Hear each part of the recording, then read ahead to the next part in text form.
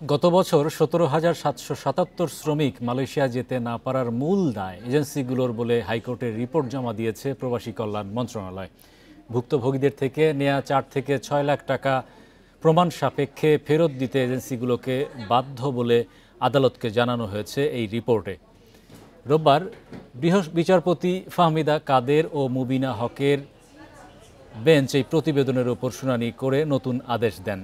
এতে বলা হয়, মালয়েশিয়া যেতে না পারা 17,777 জনের টাকা ফেরত দেয়া এবং দোষীদের বিরুদ্ধে আইনগত ব্যবস্থায় কী পদক্ষেপ গ্রহণ করা হয়েছে তা সরকারের সংশ্লিষ্ট দপ্তরকে হাইকোর্টকে জানাতে হবে।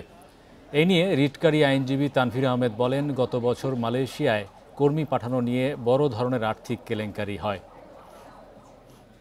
বান্ডেল থাকলে প্রতি সেনমানিতে টাকা বাঁচবে। বিকাশ সেনমানি বান্ডেল কিনে জিতুন প্রতি লেনদেনে।